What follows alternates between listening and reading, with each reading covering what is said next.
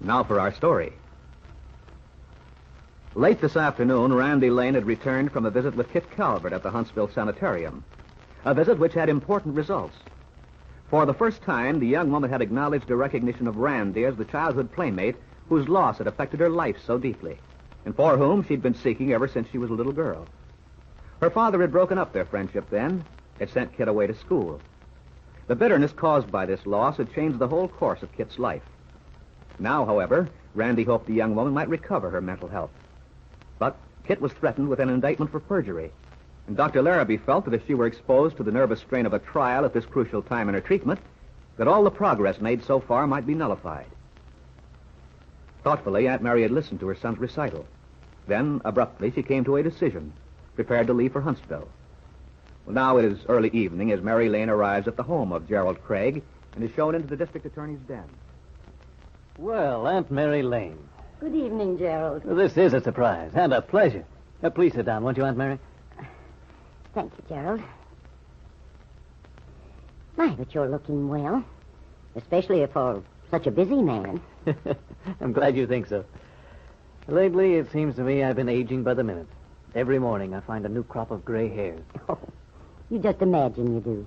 I only wish you were right, Aunt Mary. Oh, goodness, Gerald. You'll make me feel like an ancient, considering I can remember only too clearly when you were knee-high to a grasshopper. Remember the time you and your husband saved me from drowning? Indeed I do. You were the newly married young woman then. Mm-hmm. Randolph and I pulled you out of the river at the swimming hole down by the Three Forks Bridge. That was one of the worst moments in my life. We took you home with us until your mother could come and get you. Meanwhile, regaling me on apple pie and milk. Those were the days, Aunt Mary. Yes, indeed. It's odd when you realize all that's happened since then. 2 wars, jet planes, guided missiles, and all the rest of it. Well, there's been good things, too. Oh, yes. Some good things. But I wonder if they balance the bad. Well, isn't it our job to see that they do, Gerald? Our individual responsibility to help make the good outweigh the bad? Oh, yes, theoretically, I suppose. But the trouble is, Aunt Mary, a man gets involved in his work, the day-to-day routine. It doesn't leave him much time for reading up on what's going on, thinking and studying. I know, Gerald. It's difficult for anyone, but especially a man like you, a man as busy as you are, as successful. Heavens knows I'm busy. I'm successful, too. You've done a good job as district attorney. Oh, I'm happy to know you're one voter who's well pleased. Or, wait a minute. Maybe you're not? What makes you ask?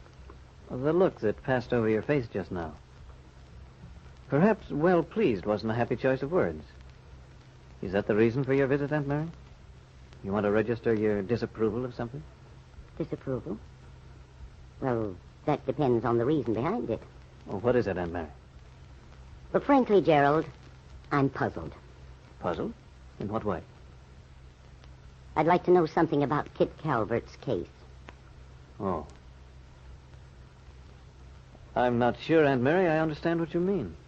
From what I've heard, you plan to indict Kit for perjury. Is that true? Why, yes. I see.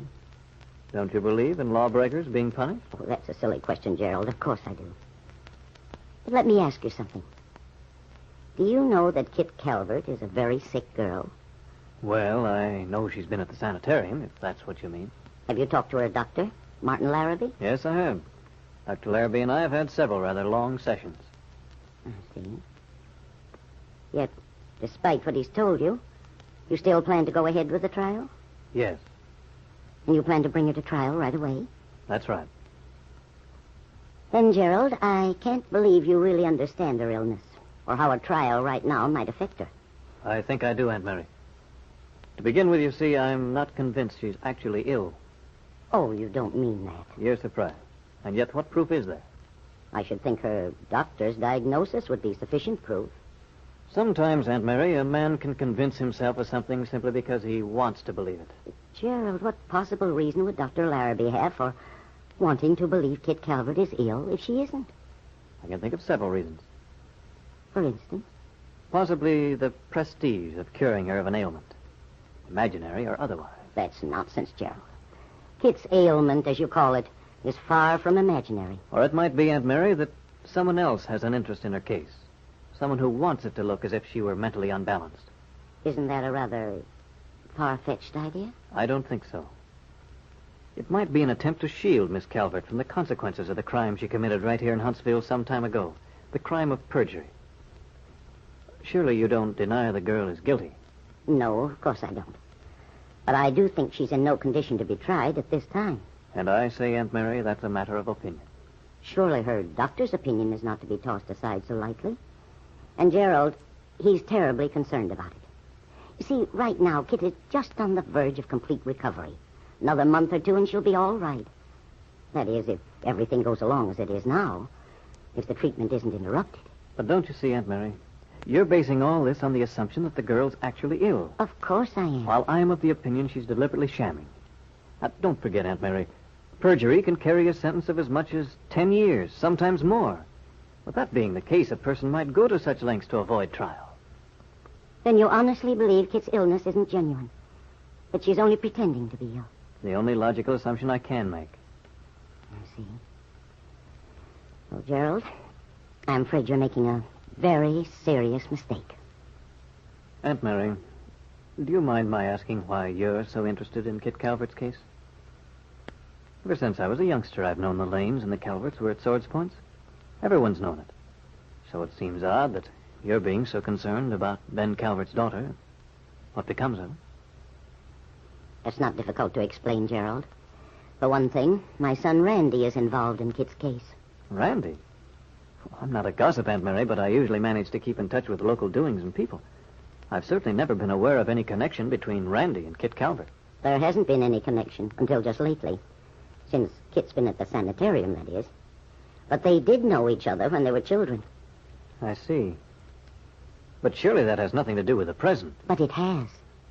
When Kit became ill, and she is ill, Gerald, whether you believe it or not, the whole thing came out. You see, Randy and Kit were good friends when they were children. Ben broke up their friendship, and somehow it had a very damaging effect on Kit as she grew up, and even after she was an adult.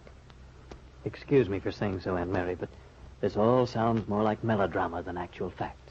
That may be, Gerald, because you have quite a lot to learn about the causes and the treatment of mental illnesses. Well, maybe, Aunt Mary. It's always seemed to me there's a good deal of hocus-pocus surrounding the subject. Mm-hmm. And at one time, Gerald, people said the same thing about gasoline engines, telephones, and airplanes. You mean my thinking is old-fashioned? Could be, when it comes to psychiatry. In any case, what I'm telling you are facts, Gerald. After all these years of looking for this childhood friend, that is Randy, she's found him now, and it's made a great difference in her already. According to Dr. Larrabee, Kit's realization that Randy is her childhood friend might be the very thing that'll bring her back to mental health. I'm afraid it all sounds rather involved to me.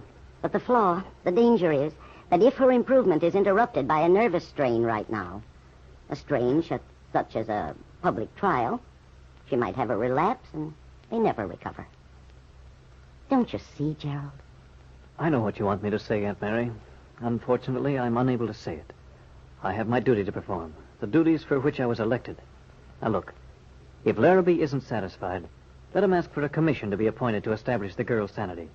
If the commission reports that she's not fit to stand trial at this time, that'd be another story. But Dr. Larrabee feels that even the hearing before the commission is inadvisable, with Kit in her present condition. In that case, I'm afraid Larrabee's out of luck.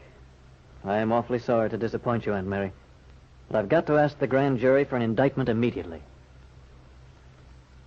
Although Gerald Craig spoke with firm decision, inwardly he was ill at ease. He respected Aunt Mary very much and was actually tempted to give in to her wishes. But he remembered only too vividly a conversation he'd had recently with Kit Calvert's father, a talk during which Bennett implied Craig's career as a public officer would be threatened unless he took action on Kit's perjury trial at once.